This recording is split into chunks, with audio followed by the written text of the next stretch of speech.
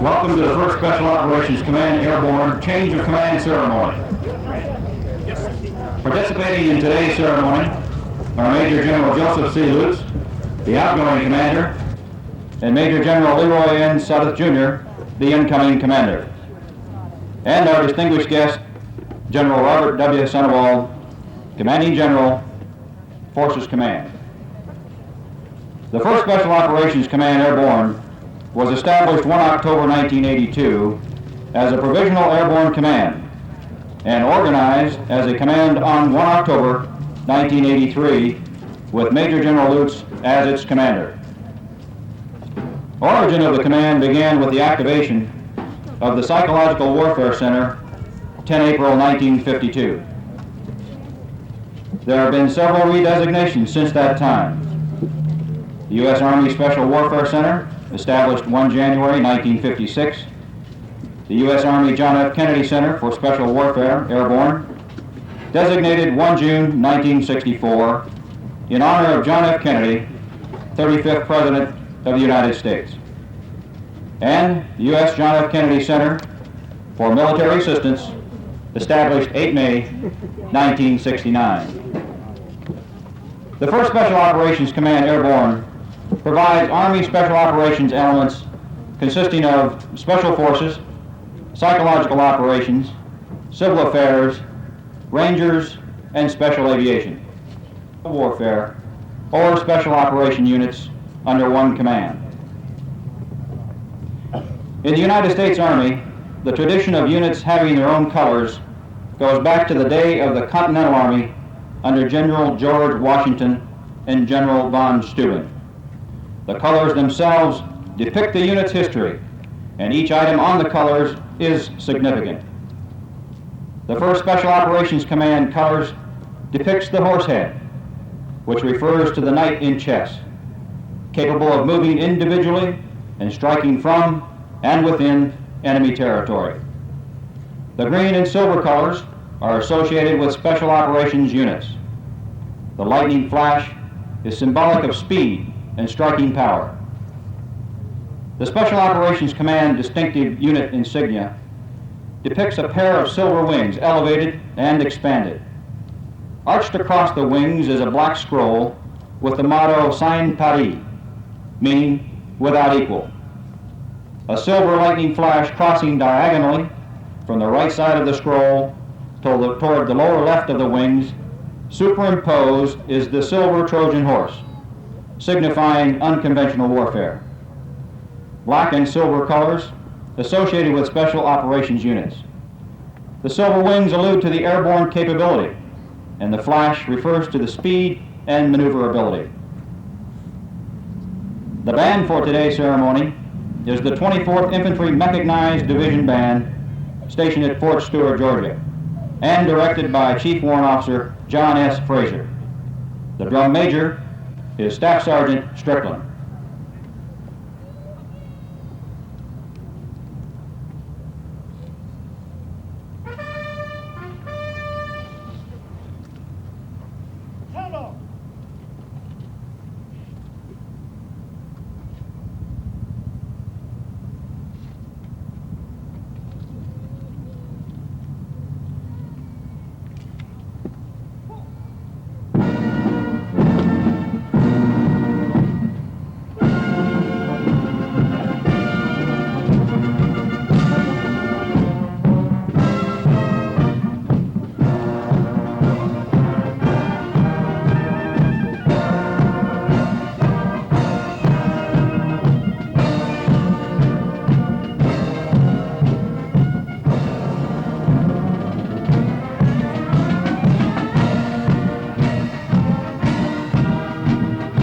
The custom of sounding off can be traced back to the Crusades. Soldiers who participated in the Crusades would be assembled on the extreme right of the formation. The band would honor these soldiers by marching in front of them as they played.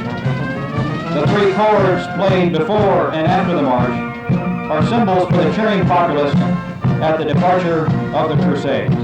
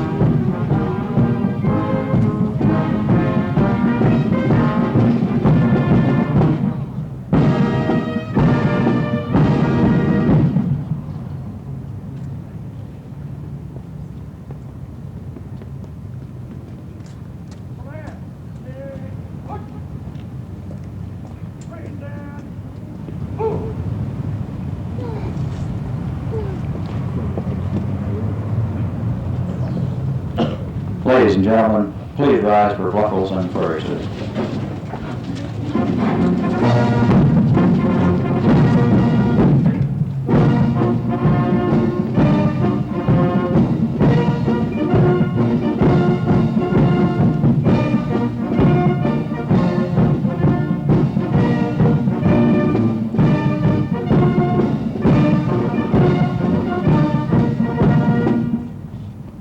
Please be seated.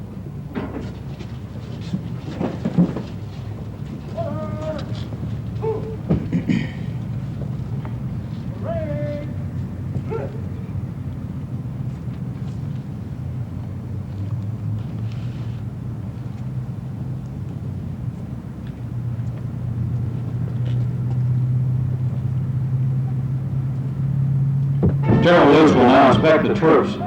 This is the final inspection General Lutz will conduct as commander of 1st Special Operations Command. It is the only time the senior officer is positioned on the junior officer's left. This is done so the senior officer can observe the troops during his inspection. As General Lutz passes the colors, the organizational colors will be lowered, a custom dating back to the time when sailing vessels slipped their sails as a mark of respect. It should be noted that the national colors are never lowered.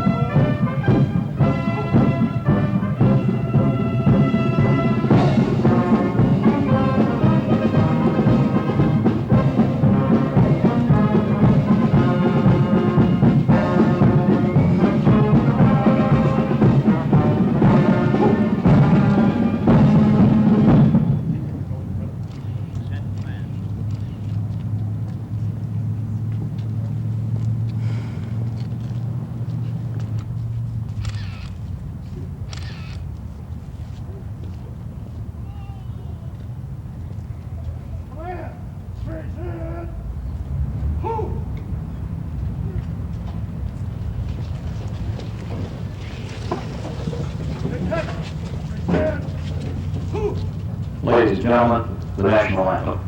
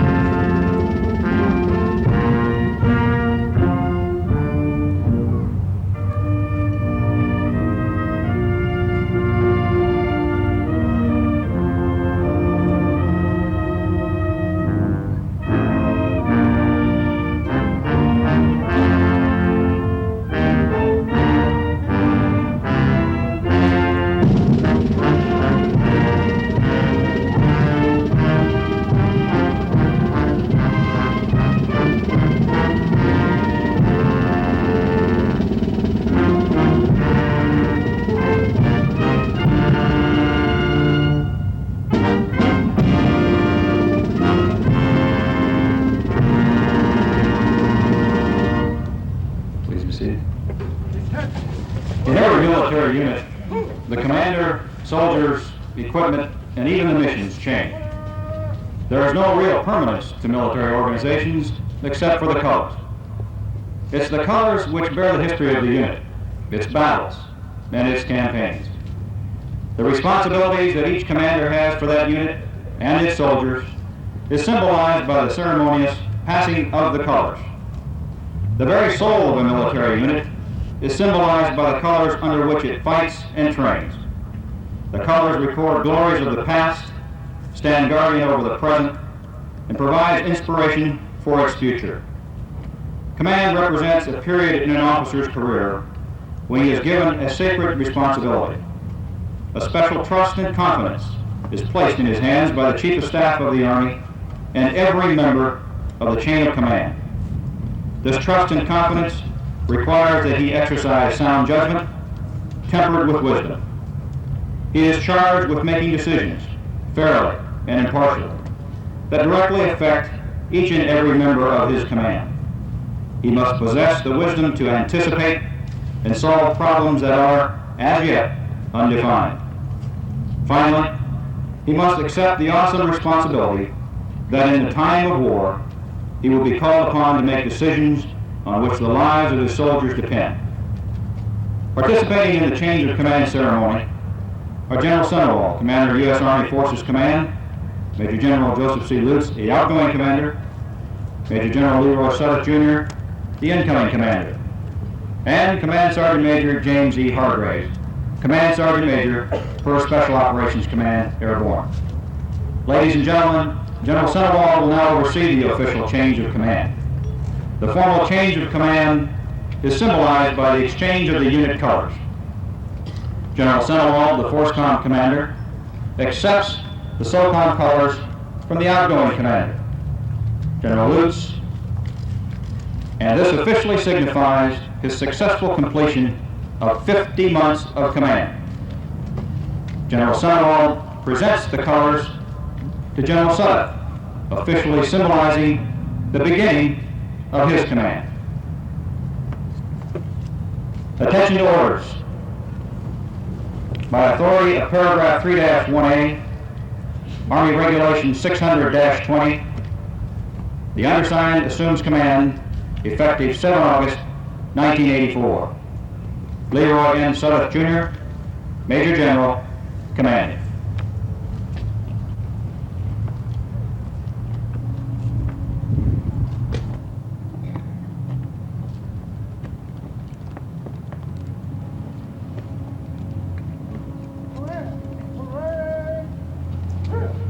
Ladies and gentlemen, General Sandoval, FORSCOM Commander.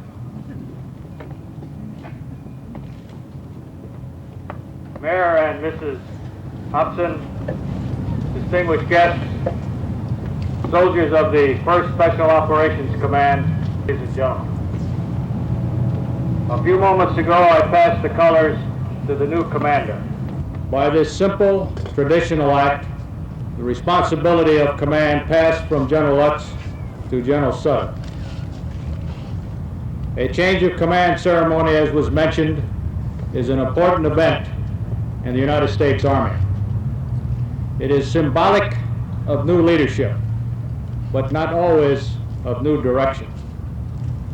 The trail we follow, you and I, the soldiers, is targeted clearly on the objective of peace through military strength and readiness. That objective is not affected by merely a change in leadership.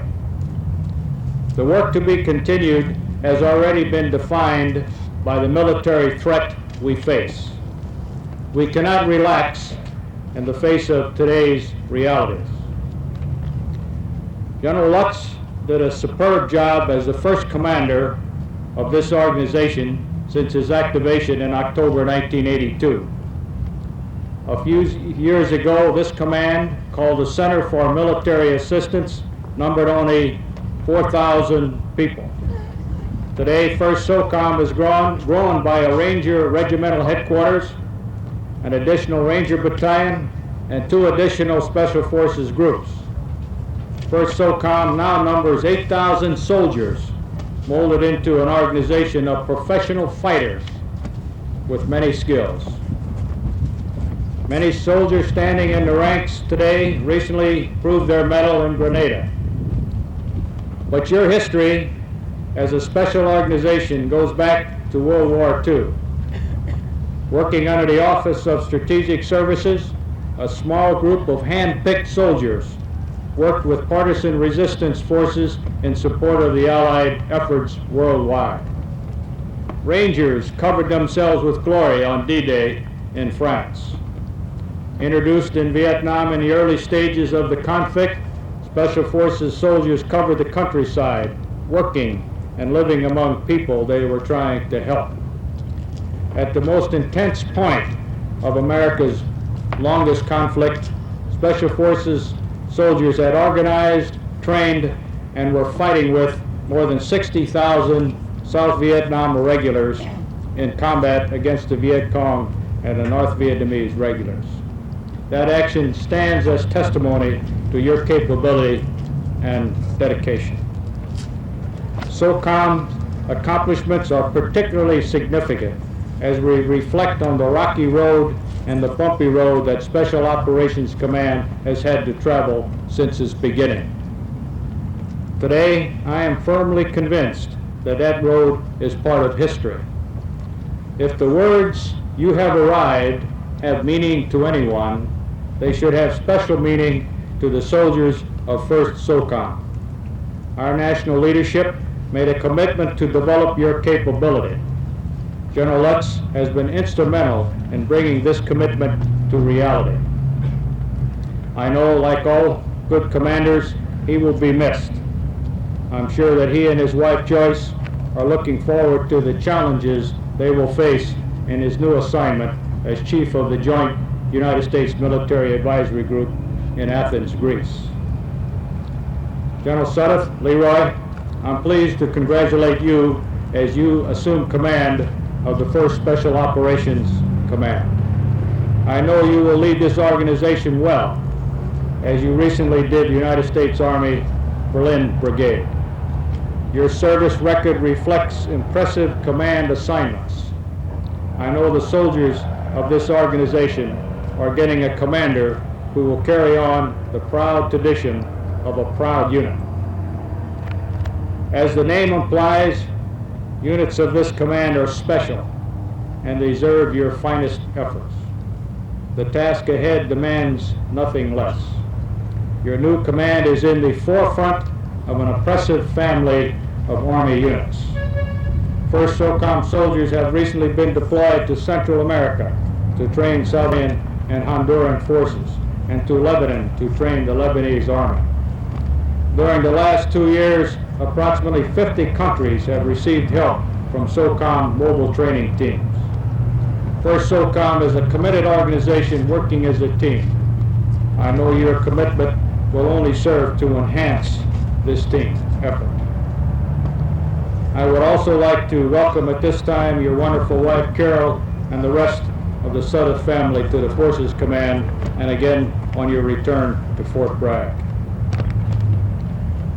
Since I assumed command of Forces Command in June of this year, I have had the pleasure of visiting many outstanding units.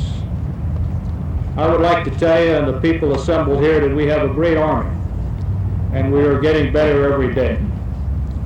After 33 years of this life, I'm still excited about being a member and a part of the best Army in the world. The professional pride and dedication to purpose I see everywhere has been most inspiring, and I certainly see that pride and dedication here today in the ranks of the soldiers of the 1st Special Operations Command. General Sudduth, soldiers of the 1st Special Operations Command, I wish you good fortune and continued success. In our Army of Excellence, you are destined to play a major role. I expect great things of this fine organization, and I know I won't be disappointed. Again, thank you very much for giving me the opportunity to say a few words this morning. This is a wonderful day and a wonderful chance to talk to some very, very fine soldiers, the best in the world. Thank you very much.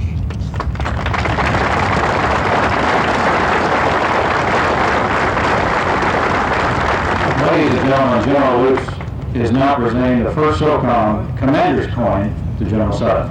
This is a tradition in both Special Forces and airborne units, which enhances both identity and spirit of command. Ladies and gentlemen, General Lutz. General Sandoval, General Mrs. Lindsay, General Mrs. Yarborough, Mayor Hodgson, other distinguished general officers, we have a great turnout today, and I'd be remiss to start down the line. Distinguished guests, ladies and gentlemen, friends of this command, members of the command. I said my goodbyes the other night, and it was tough. And it's a hot day, and I'm not going to do that again. I just want to say that this is a day for the new commander. This is the day to welcome a great soldier and his lovely lady. General Sandoval indicated to us a lot of accomplishments. And I have to tell you that those accomplishments were carried out by the people represented by these commanders out here and their colors. Not by the general that's leaving command today. Because without that, nothing would have happened. These soldiers that are represented here have been in 65 different countries just in the last year, training and teaching. They've been in very high-risk areas. General Sandoval mentioned Grenada and Beirut. They have been there. They were involved in Grenada. We were in the peacekeeping mission down in the islands. They've been everywhere in the world and have conducted themselves magnificently. So as I leave the command, I leave it with a sense of humility and pride. Joyce and I and the family are going to miss this place. After 3 tours here, you can't help that.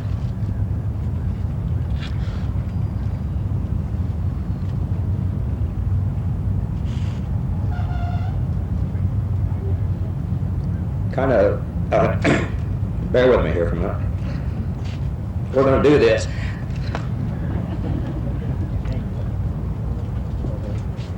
It has been a distinct privilege to work with everybody out here. The reserve components, particularly delighted to see you out here with your colors.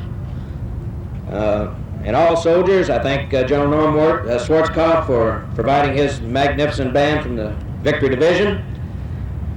And I just want to thank General Sandoval and our Army for allowing me the privilege to command the greatest soldiers in the world. And General Sutton, Commanding General for SOCOM.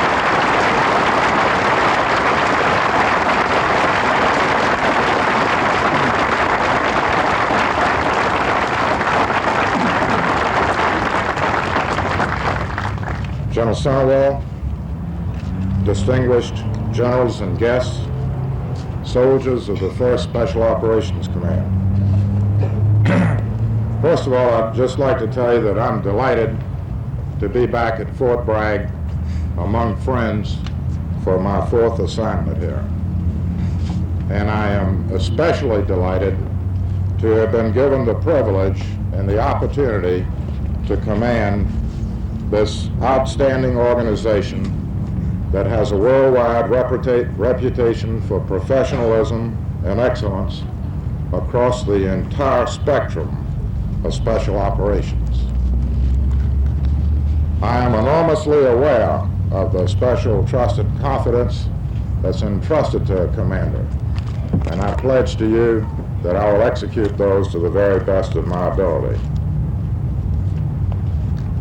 And I'm very mindful of the missions that you have undertaken in the preservation of peace and freedom for the United States of America, and I applaud you for the excellence and the professionalism, the quality and the vigor with which you have pursued these tasks. And I look forward to being a very active member of this outstanding team. I'd like to thank General and Mrs. Joe Lutz for the warm reception that they gave us, and all the members of the command for the kind help and assistance that you've given us in getting settled here at Fort Bragg. And I'd like to wish Joe and Joyce continued health, happiness, and success as they move to their next assignment in Greece. And finally, I would like to thank some old friends of mine who traveled from out of town to be here with me today. Major General Potts and Peggy Potts, who came from Aberdeen Proving Grounds. Mr. Bud Carter from Augusta, Georgia, a lifelong friend, high school classmate. Major General Norm Schwarzkopf and Dr. Butch Harbaugh from Charlotte, North Carolina, cardiologist there, both of whom are my roommates at West Point, and I just want to thank them for making a special effort to be here today. Again, I'm delighted to be a member of the command. I pledge you my finest effort. Thank you very much.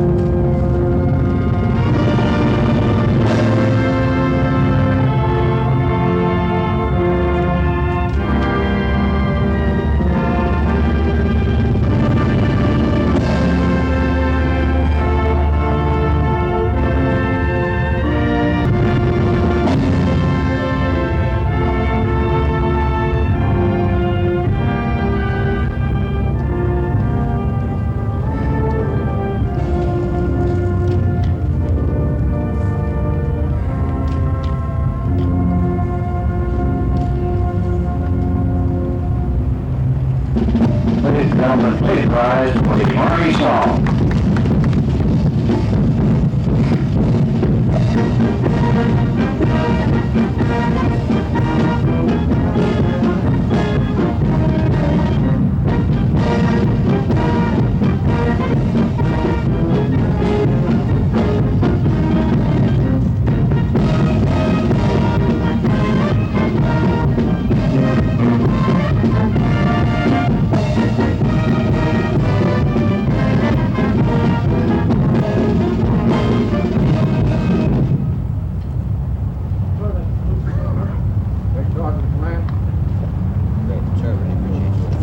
Ladies and gentlemen, that concludes the ceremony of beverages at the rear of the plaza.